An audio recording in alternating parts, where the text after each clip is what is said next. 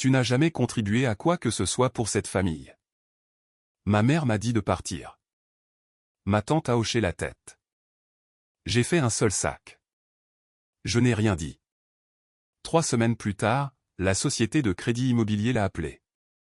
1847 € par mois. 4 ans. 41 appels manqués en 6 jours. Je n'ai pas décroché une seule fois. J'ai grandi dans une maison qui avait une hiérarchie claire, et j'étais tout en bas de celle-ci. Ma mère, Gail, est le genre de femme qui tient les comptes sans jamais annoncer le début du jeu. On ne découvre qu'on est en train de perdre que lorsqu'elle fait le total à voix haute, généralement devant d'autres personnes, généralement après avoir bu 2 verres de vin et face à un public qu'elle veut impressionner.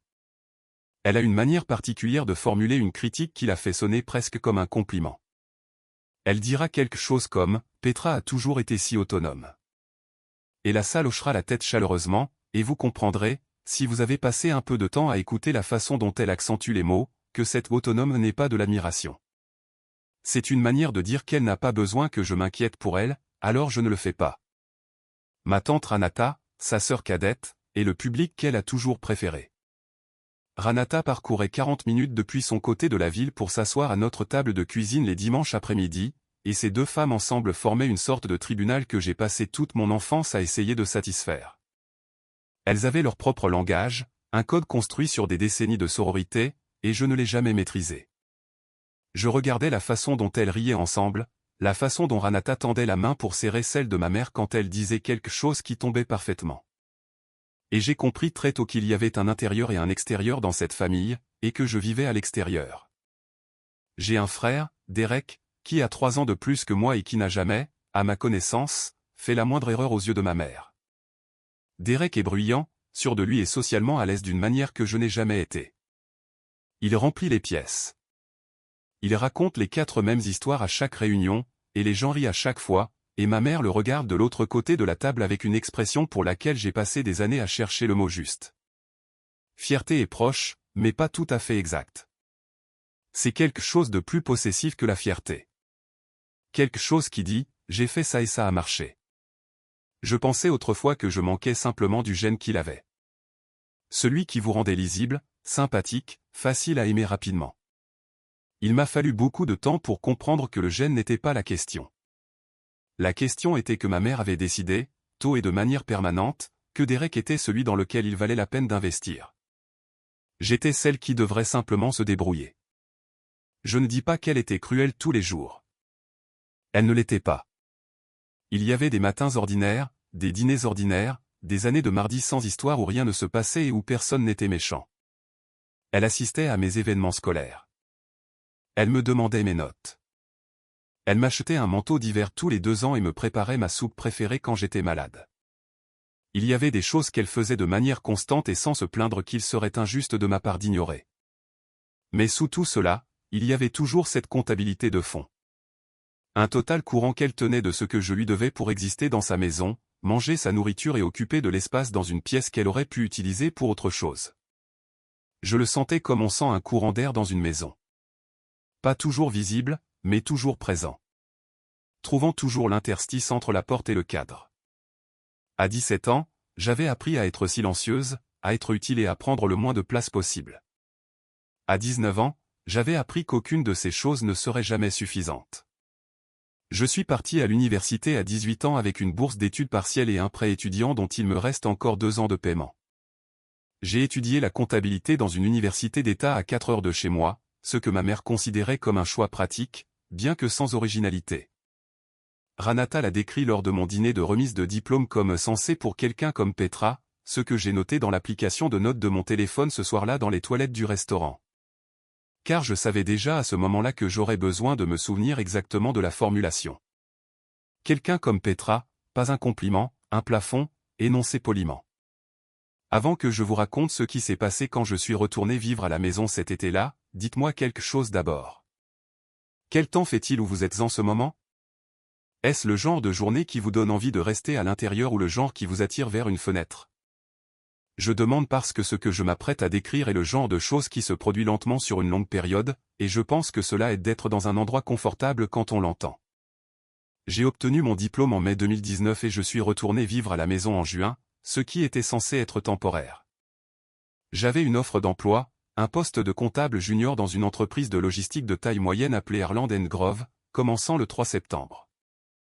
Et le plan était d'économiser de l'argent pendant l'été, de trouver un appartement près du bureau et de partir avant le début de mon contrat.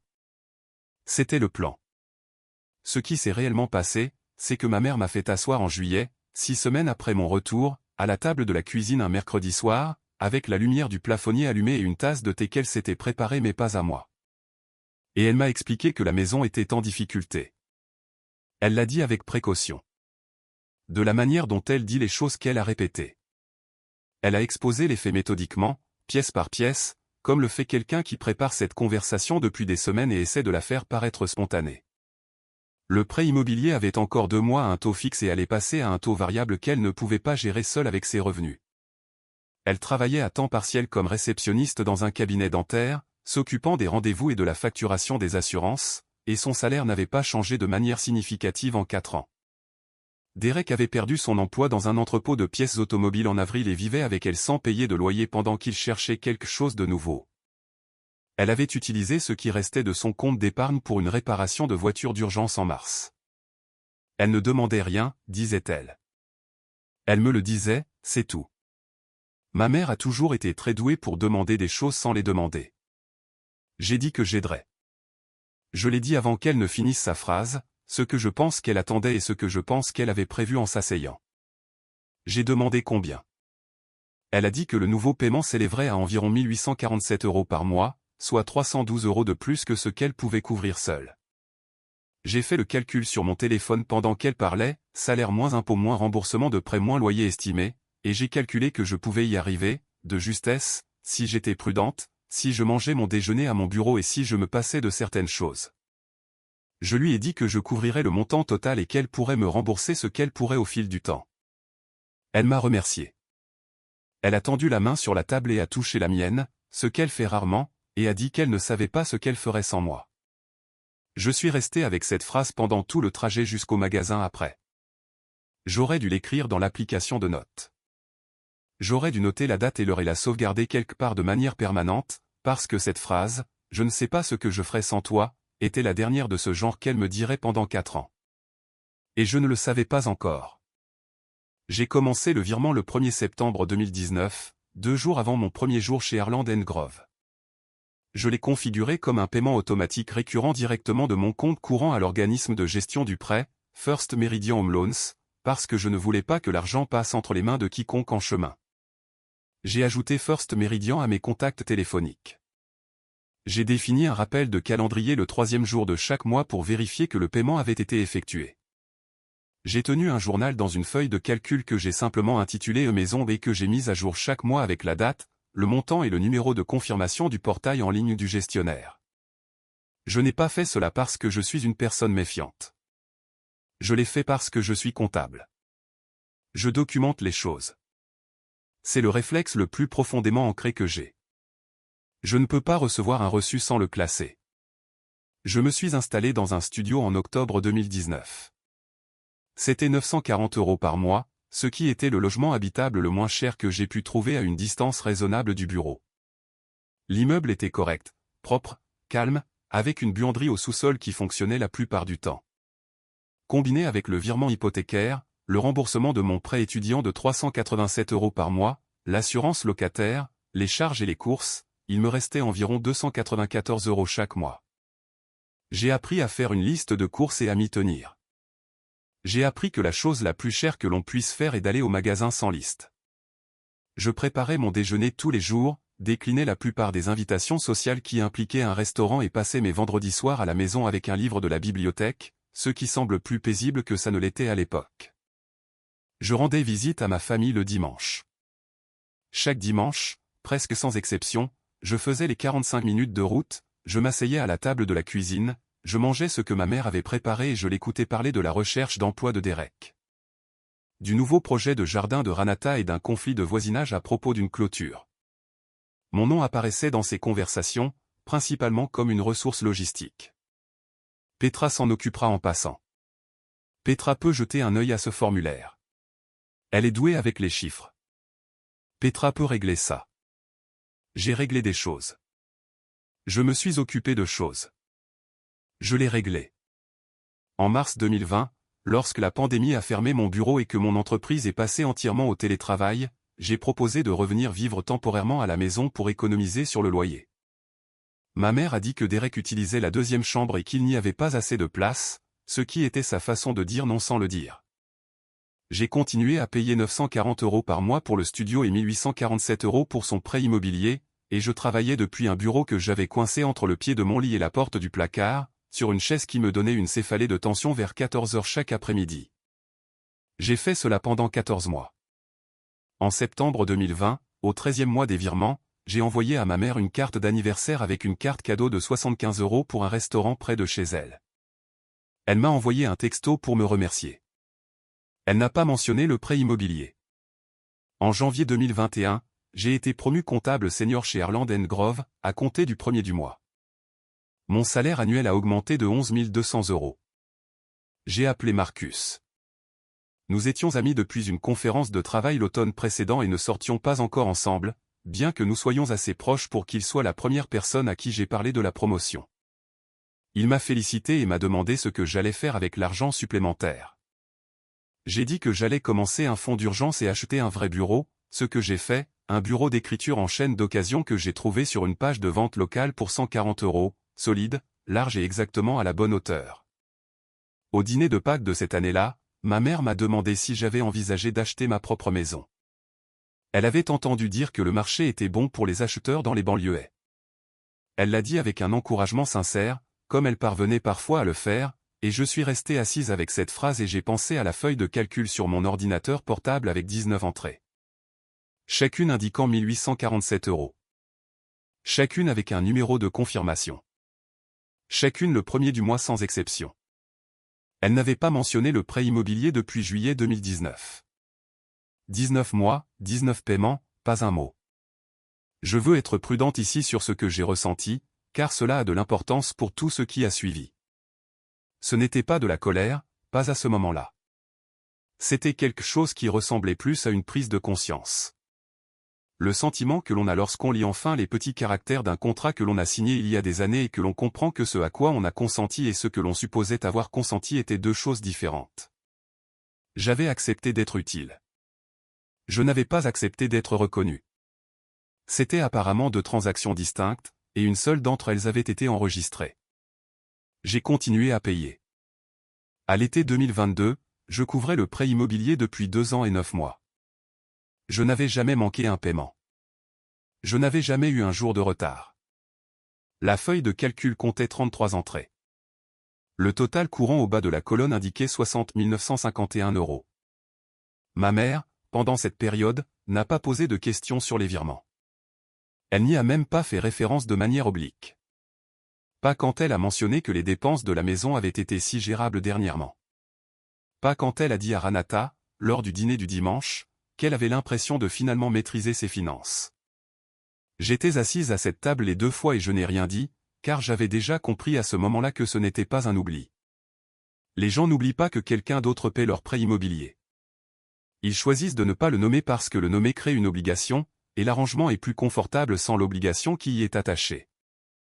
Derek, pendant cette même période, avait enchaîné 3 emplois différents. J'avais cessé de suivre les détails vers le 2e.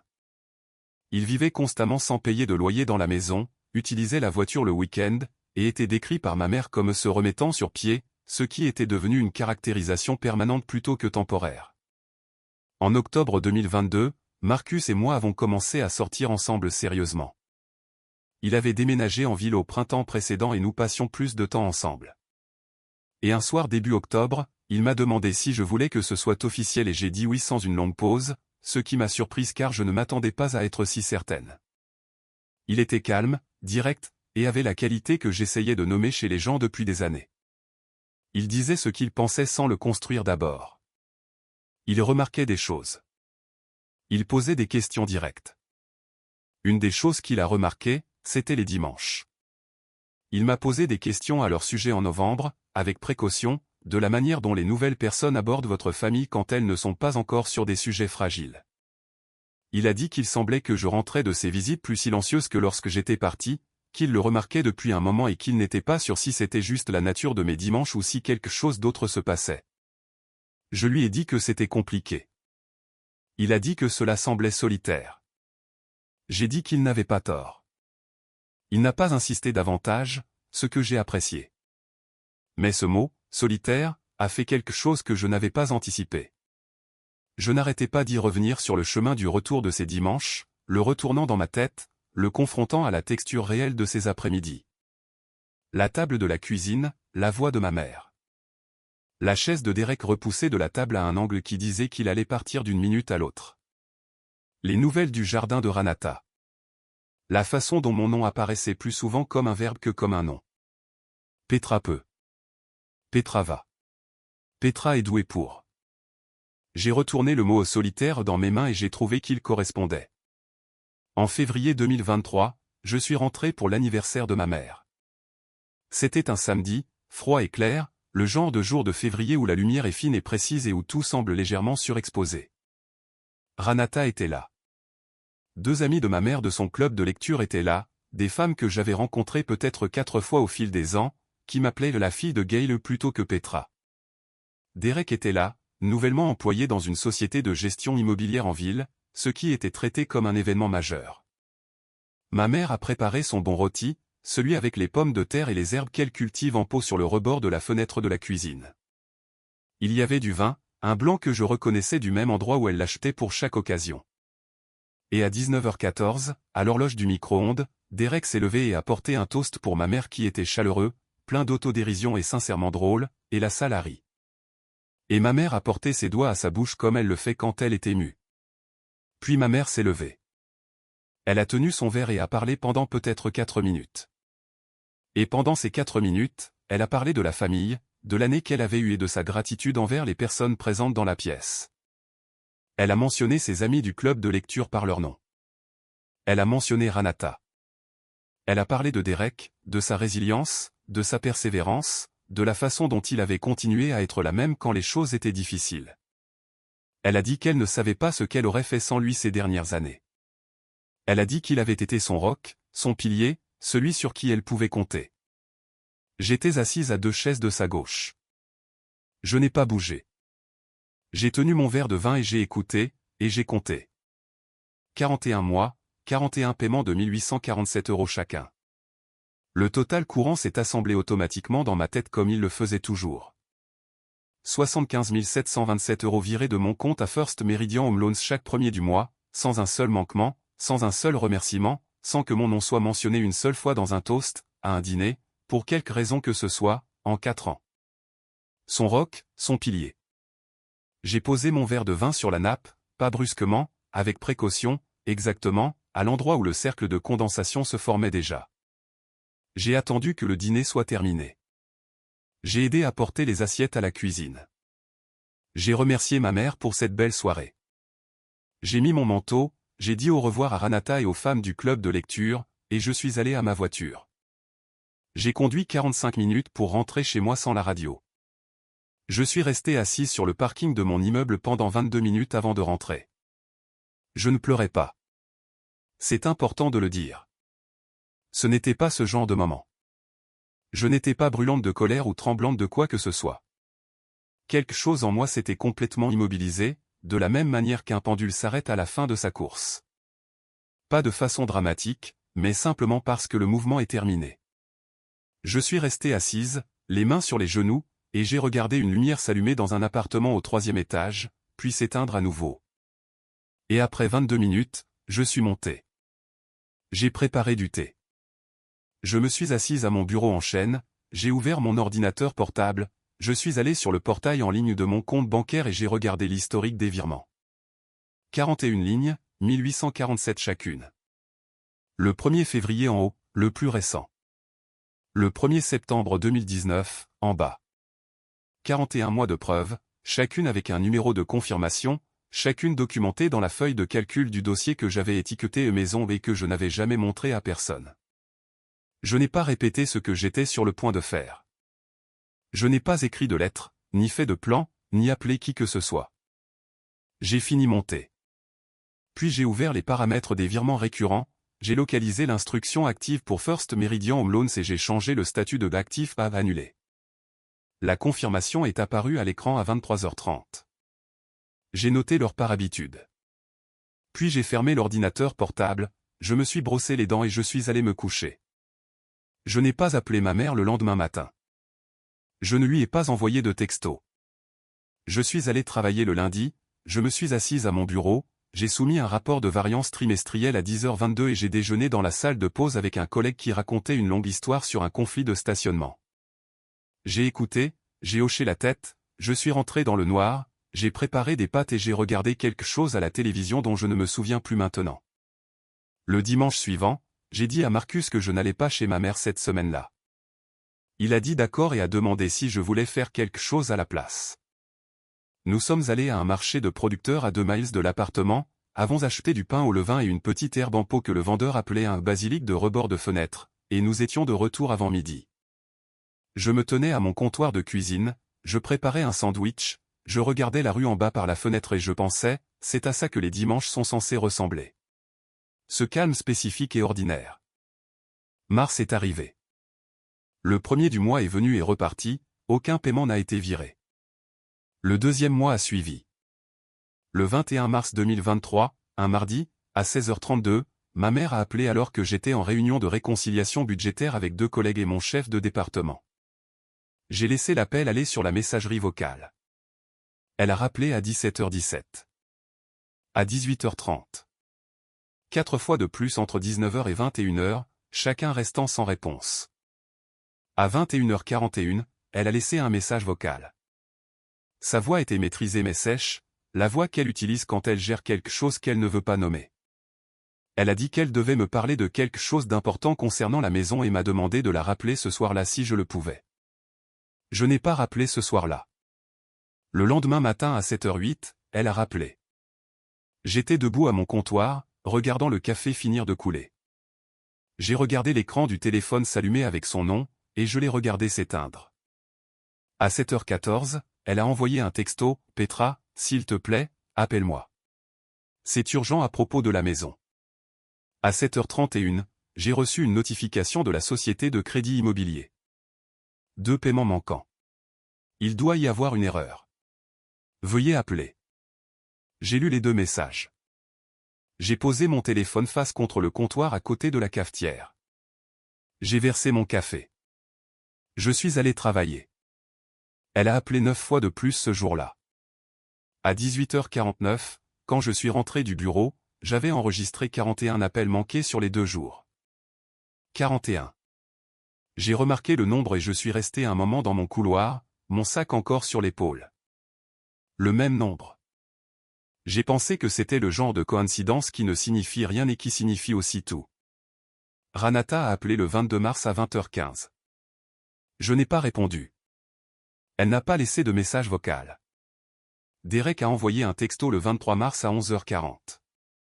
Et, maman flippe à propos du prêt immobilier. Tu sais ce qui se passe. Je l'ai lu et j'ai posé le téléphone.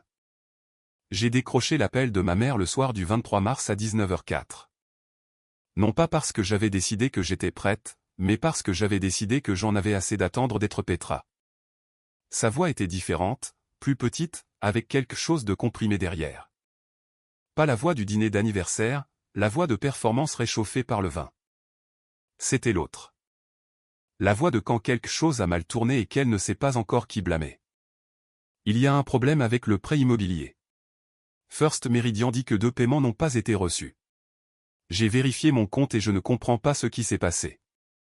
Il doit y avoir une sorte d'erreur de leur part. J'ai laissé passer un court silence. Il n'y a pas d'erreur, ai-je dit. J'ai annulé le virement le 3 février. Elle n'a pas parlé immédiatement. J'ai écouté le silence sur la ligne, la qualité particulière du silence qui survient quand quelqu'un a entendu quelque chose qu'il ne peut pas intégrer immédiatement. Je fais ces paiements depuis septembre 2019, ai-je dit. 41 mois consécutifs. Le virement était configuré comme un paiement automatique récurrent de mon compte directement à First Meridian. Je l'ai annulé après ton dîner d'anniversaire. Tu devras les contacter directement pour les prochaines étapes. Ils ont une ligne d'assistance pour les clients en difficulté et je te recommanderais d'appeler avant la fin du mois. Qu'est-ce que tu veux dire par tu les as annulés? C'est sorti d'une voix plate. Pas tout à fait une question. Tu n'as rien dit. Je sais, ai-je dit. Je dis quelque chose maintenant. Elle a dit plusieurs choses après ça, de la voix de quelqu'un qui réassemble sa réponse en pleine phrase. Elle a dit qu'il devait y avoir eu un malentendu quelque part. Elle a dit qu'elle n'avait pas réalisé que je faisais encore ces paiements, ce qui était faux, et nous savions toutes les deux que c'était faux. Mais je ne l'ai pas dit, car le but n'était pas de gagner une dispute sur ce qu'elle savait. Le but était simplement d'être clair. Elle a dit qu'elle ne pouvait pas couvrir le prêt immobilier seule, que Derek venait de commencer ce nouveau travail et ne pouvait pas contribuer beaucoup pour le moment, qu'elle avait besoin de plus de temps, qu'elle avait besoin de moi. J'espère que vous pourrez trouver une solution, ai-je dit. Je le pensais. Je l'ai dit sans froideur et sans rien de joué, juste une phrase simple qui se trouvait être vraie. Je dois y aller. Marcus arrive. Petra, je te demande de ne pas faire ça. Je sais, ai-je répété. Bonne nuit, maman. J'ai mis fin à l'appel à 19h19. Elle a rappelé à 19h24 et de nouveau à 19h51. J'ai laissé les deux appels aller sur la messagerie vocale et ne les ai écoutés que le samedi suivant, date à laquelle ils semblaient être des messages d'un pays dont j'avais émigré. Dans les semaines qui ont suivi, j'ai eu de ces nouvelles par des appels, des textos et une carte manuscrite qui est arrivée le 4 avril dans une enveloppe adressée de son écriture soignée et imprimée. La carte que je ne savais pas qu'elle était capable d'envoyer, le genre qui n'est écrit qu'après que toutes les autres voix ont été essayées et que l'auteur s'est souvenu, un peu désespérément, qu'il possédait encore un stylo. Elle disait qu'elle m'aimait et qu'elle espérait que nous pourrions parler quand les choses se calmeraient. Je l'ai gardée. Je n'y ai pas répondu pendant 3 semaines. Et quand je l'ai fait, j'ai envoyé un court texto disant que je l'aimais aussi et que j'espérais que la situation du prêt immobilier se résolvait. Elle a répondu avec un emoji pouce levé, ce qui m'a semblé être sa propre sorte de phrase complète. J'ai appris par Anata, qui m'a appelé à la mi-avril et a parlé avec une délibération nouvelle et prudente, la voix de quelqu'un qui a été briefé et qui essaie de trouver le bon ton. Que ma mère avait obtenu une période de suspension des paiements avec First Meridian qui lui donnait 4 mois pour se réorganiser. J'ai appris que Derek avait accepté pour la première fois de contribuer à hauteur de 600 € par mois aux dépenses du ménage. J'ai appris que ma mère avait pris un service supplémentaire au cabinet dentaire le vendredi. Je ne me sentais pas victorieuse. Je veux être précise à ce sujet, car je pense que les gens s'attendent à une fin différente, à un moment de satisfaction nette, où le monde se réorganise en une forme qui semble juste. Ce que j'ai ressenti était plus calme et plus permanent que cela. Je me sentais comme quelqu'un qui avait passé 4 ans à tenir une porte ouverte pour quelqu'un qui la franchissait à chaque fois sans se retourner, et qui avait finalement simplement laissé la porte se fermer. Certaines portes se ferment d'elles-mêmes une fois que l'on cesse de les tenir ouvertes. La fermeture n'est pas la punition. La punition était de rester près du cadre aussi longtemps que je l'ai fait. Je parle encore à ma mère, moins fréquemment qu'avant et différemment, avec moins de cette vieille serviabilité réflexe, moins de l'accord automatique avant que la question ne soit terminée. Nous nous parlons pour les anniversaires.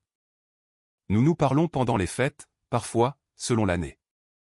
Les conversations sont prudentes, superficielles et parfois chaleureuses, de la manière dont les choses peuvent être chaleureuses entre deux personnes qui ont convenu, sans jamais le dire, de respecter une distance respectueuse par rapport à un sujet qu'aucune d'elles ne nommera. Elle n'a jamais fait directement référence aux 4 années de paiement. Je ne les ai jamais évoquées à nouveau. Nous avons construit quelque chose qui fonctionne, pas une réconciliation exactement, mais une version modifiée d'une relation que ni l'une ni l'autre n'a eu à négocier formellement.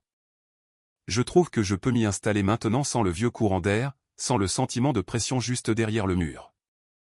Ce n'est pas la relation que j'aurais choisie, mais c'en est une honnête, ce qui est plus que ce que nous avions avant. Marcus et moi avons emménagé ensemble en novembre dernier. Nous avons un appartement au 2e étage avec une fenêtre de cuisine orientée à l'est qui capte la lumière du matin à un angle qui donne à toute la pièce une teinte brièvement dorée vers 7h30 les jours clairs. Le basilic du marché de producteurs est sur ce rebord de fenêtre, considérablement plus grand maintenant, et j'ai dû le rempoter 2 fois. Je prépare le café avant que Marcus ne se réveille la plupart des matins. Et je m'assois à la table et je regarde la rue en bas.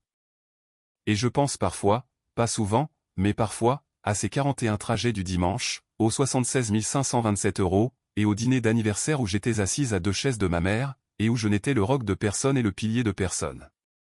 J'y pense maintenant sans le vieux poids, avec quelque chose de plus proche de la compréhension claire qui vient du fait d'avoir traité quelque chose assez longtemps pour le voir dans son ensemble. Ce qu'il en coûte de financer sa propre invisibilité, et ce que l'on ressent en arrêtant.